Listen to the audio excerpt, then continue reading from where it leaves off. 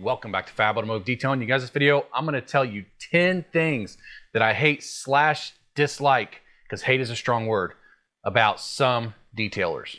Let's do it.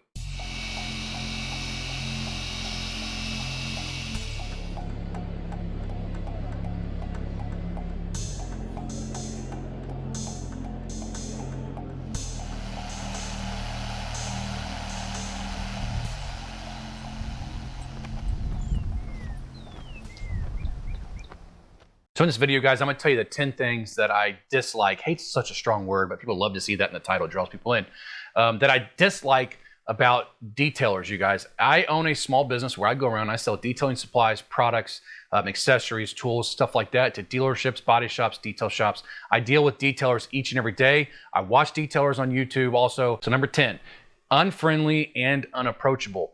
There are so many detailers, you guys, when you walk in, when you're brand new, that when they look at you, they kind of turn up their nose, or they turn around and walk away, or when you try to talk to them, introduce yourself to them, it's all you're doing. You can tell they want nothing to do with you. They don't want to talk to you. They don't want to hear what you have to say. I went into a dealership when I first started this, one of the biggest dealerships in the state of Indiana. Walked up to the service manager, because usually the service managers are in charge of the detailing, and walked up to the service manager. He's wearing a suit and tie, very professional looking person.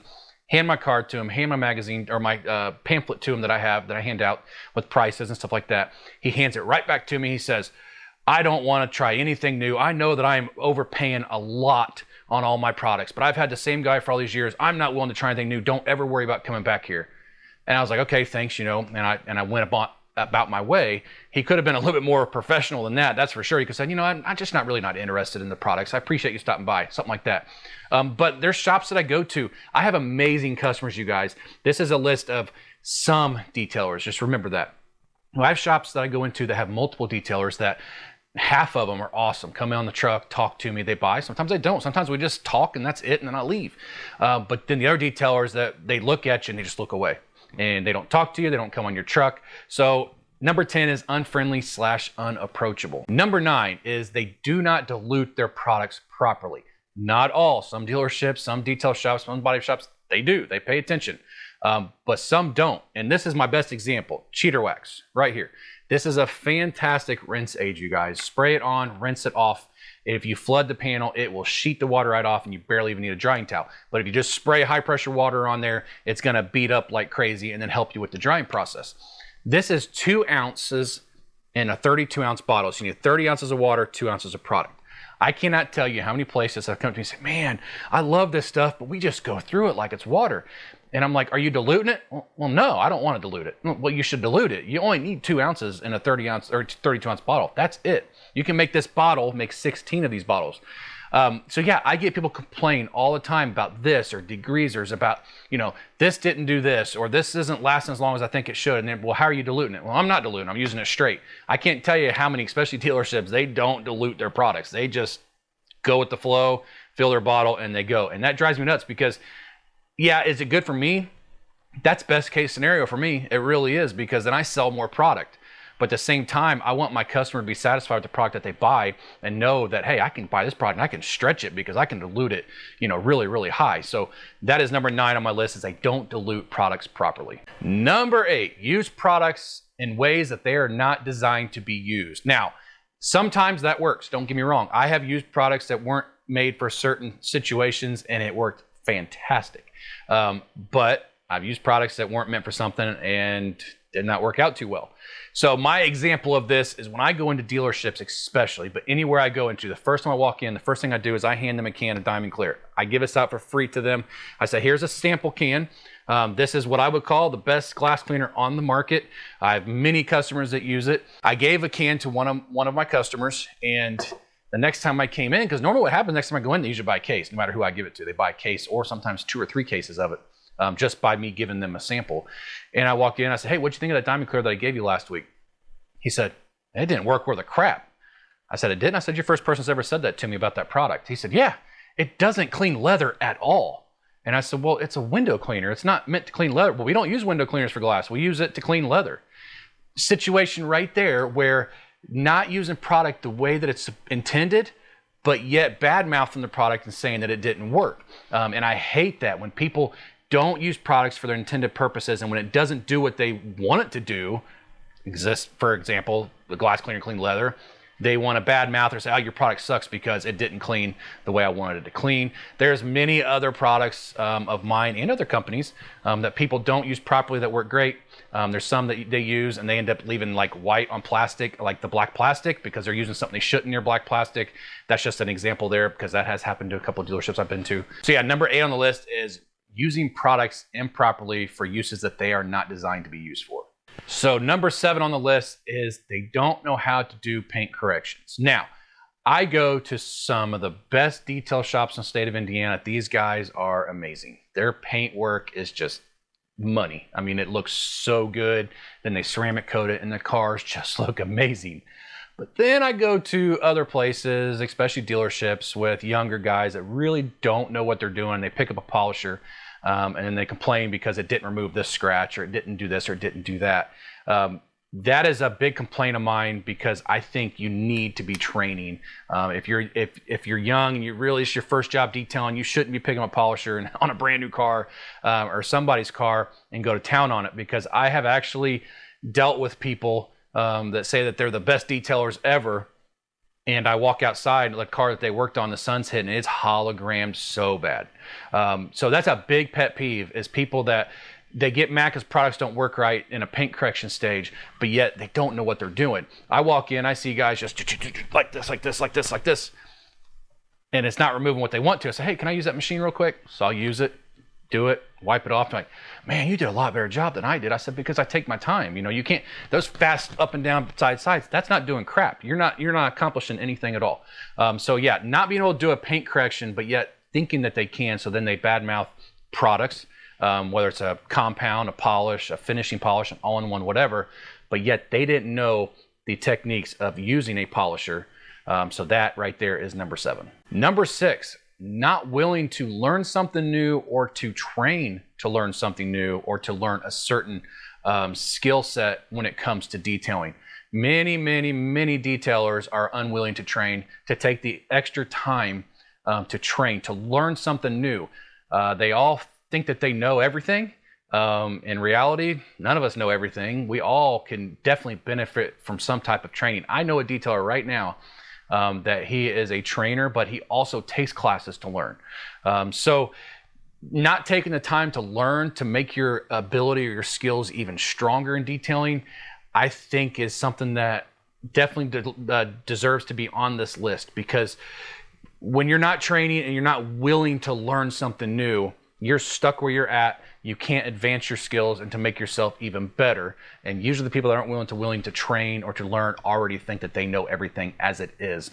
So that is number 6 on my top 10. Number 5 kind of goes along with diluting products. They don't read directions. That is another thing that really just drives me nuts, as you guys can probably see on my face right now. I am one that when it comes to, anything in my life, I really don't read directions, but detailing I do. I always read my directions on the bottles. When I get something that I have to build, usually don't read directions. Fixing a car, I usually don't read directions. But detailing, you're dealing with chemicals that can cause damage to certain parts of the car if not used properly. So directions are very, very important. I get a lot of people that will complain about such and such product. And I'll read the directions, be like, did you do this? Did you do that? And like, oh, no. I said, did you read the directions? No, I just, grabbed it and put it on the polishing pad. It didn't do anything. Well, you're using a speed 6. It says don't want to use a speed 3. So that's why it's hazing the paint, basically. So detailers not reading directions, just thinking that they know that this compound, you know what you're going to do, this soap, this wax, this sealant, this coating, this iron remover, thinking, well, I know what this is. I've been detailing a long time. I don't need directions. That is wrong. You need to read the directions. That's why that is number 5. Sorry, I have a list over here to remember. Number 5 on my top 10. Number 4 is going to be overcharging. I think that a person should get what they're worth. Absolutely. Hands down, all day, every day. But that does not mean to screw your customer. I went to one shop one time and now, I am not judging this person or this shop, you guys, but what I saw, work that was done, and the price that he told me he was so excited that he made this amount of money. He wet sanded a 2-door Jaguar That was basically it. And then he polished it out and just put a wax on it. And he charged $5,000. He's like, oh, that guy paid. He had no problem paying that. That's wrong. That is absolutely wrong. That's maybe a $2,000 job, in my opinion. Get what you're worth, but don't screw your customers. Overcharging drives me nuts. And I see stuff on Facebook, groups that I'm part of, and see what people are charging. And I'm like, you're insane. I mean, yeah, you're pretty good at what you do, but you shouldn't be charging that much. That's just ripping a person off. And that's what gives detailers and mechanic shops, I'll say, because I was a mechanic, that's what gives them bad names, is people say, man, they ripped me off because they charged me this for that. And the guy's like, yeah, you're right. They shouldn't charge you that, because that should have been a $500 job, not a $1,000 job. That's what gives detailers and mechanics a bad name, is the shops that take advantage of people, especially, and I will say women, when it comes to anything automotive related. Men think that they can overcharge them because they don't know what they're talking about, and they're just going to pay anyway. So overcharging is definitely number 4 on my list. Number 3 is they are not willing to try anything new. Not all of them. Some of them, man, they get on the truck like, what do you have new? And they see it, I got to get that. I got to try that. Like me, I have a cart right here, right next to here, that has nothing but new products on it. All the products were right here, but I wanted to clean this off, make it look nice for the video. This is where I put products I need to test. I love trying new products, but some detailers are set in their ways. I go to the shops when I first go in there, like I said earlier, and I'll give them a can of Diamond Clear or Orange Muscle, which is an all-purpose cleaner. I give out small 4-ounce bottles of like Topper or foam pad polishing glaze. I give out quite a few samples when I go places that are brand new that I haven't been to before. And then I'll go in for 6 months and they'll say, I just haven't had time to use it. Well, how many times have you cleaned glass since in the last 6 months? You could have tried on any glass, or corrected paint, or needed a topper or a drying aid. And then when it all comes down to it, like, and I've had people tell me, I just don't want to try it because I'm happy with what I have. And that's cool. I have nothing wrong with that. But at the same time, how do you know that this isn't going to be better and maybe save you money? I'm not the highest price out there in the market. I'm not the lowest price. I'm kind of right in the middle. Some of my products are more expensive than my competitors. Some of my products are way less expensive. For example, my Orange Muscle, I think sells for $6 a can, $6.50 a can, or something like that. Off Carbrite, the exact same thing basically is $12 a can. I'm half price.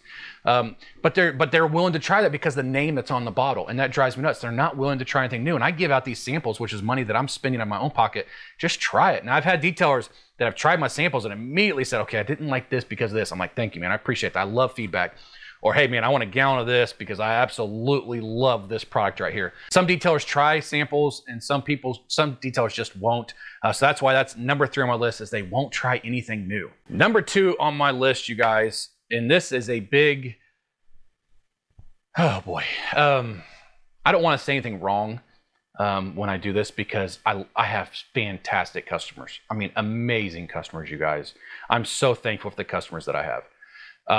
But this is something that's always driven me nuts, because I see it and I'm like, okay, well, next time I buy used cars, that's what's going to happen to it when it gets detailed. They hide stains or scratches. Not all places do. Some places they work and work and work and work, and if they can't get it out, they can't get it out, and it stays on there and the customer can see it when they buy it. Other places, though, I sell carpet and vinyl dyes. I sell this stuff by case loads. I mean, I can't keep it in stock. I have colors from black, this is granite gray, charcoal gray, dark charcoal gray. Used to have graphite, which was really, really big. But a lot of dealerships, instead of taking the time to remove pet hair, that's it. Spray over it, get it on the lot as fast as you can. Now what's going to happen? That's going to get crunchy. That pet hair is going to lift. The customer's going to see it. But by that time, they've already bought it and they can't do anything about it. Or they have a stain that they just can't get out. And I understand this to an extent. But they have a stain they just can't get out. Shh. Well, it's really hard to match color sometimes, so you have to do the whole seat, you know, the upholstery. Or scratches, they try their best to wet sand it all the way down to where the scratch is gone, but you're really, really hurting the clear coat protection on that car when you do that. Or they try to hide the scratch, and that's just another thing that I absolutely hate. Now, is it wrong? No. I think to an extent when it comes to carpet and vinyl dyes that you have to do it on some stuff. I get it. But to just not want to take time to remove a stain, or not want to take time to remove dog hair or pet hair and just spray paint over it and the customer gets in the car, I don't like that personally. So that is number 2 on my list, is that they like to hide stains and scratches or pet hair, and that just drives me insane, you guys. Number one, the big number one, and my absolute biggest thing that I absolutely, and I will say hate on this one. I absolutely hate this. Some detailers know everything. There's nothing that they haven't ever done. There's nothing that they can't do. They don't need to learn anything because they have done everything that there possibly is to do in the world of detailing. I can't tell you how much that just, and I usually just walk away, but I've had customers actually tell me, literally, man, I've been doing this so long, I can detail a car blindfold better than some of the best detailers in the world can do, unblindfolded, right? And I'm just like, man, the audacity to say something like that. I mean, I'm an okay detailer. I'm not great. I'm not one of the best detailers in the world, and I would never claim that, even if I was. You don't hear Larry from Ammo NYC going around saying I'm the best detailer in the world. That's why I have my big channel. I'm the best detailer that's ever lived. But I have talked to people before that they are the best detailer ever. There's nobody above them. They are it. I mean, there's nothing that they can't do, and that drives me nuts because I see the jobs they're doing, and I'm like, my gosh, man, I don't even know how you can even claim that. Just people with big heads. They're the people also that are very unfriendly and hard to approach. So that is my number one thing that I hate about detailers, and that is many detailers that I have dealt with since I've had the business, is they know everything, you know nothing, and you're not going to change their mind, and that always has just driven me nuts, you guys. So that is my top 10 things that I hate / dislike about detailers, dealing with detailers, or watching people on YouTube. And it's my opinion, you guys, nobody else's opinion. It's things that I have seen or heard or watched on YouTube. And I'm just like, man, I just can't stand that type of stuff right there, you guys. And I thought bring this video to you. I thought you guys may find this interesting. I decided I'm gonna start doing some top 10 videos. Let me know what you guys think of this video. And if you liked it, whether you hated it, whether Brian, you're an idiot for making this video, don't ever make a video like that again, put it down in the comment section. I like to read that type of stuff. I love feedback from you guys. So I hope you guys enjoyed the video. If you guys have something in the top 10 that I missed that you hate about detailers, put it down in the comments also. I'd love to read that. So if you like the video, you guys, give me a thumbs up, hit that subscribe button, join the Fab family. We'd love to have you. We'll see you in the next video.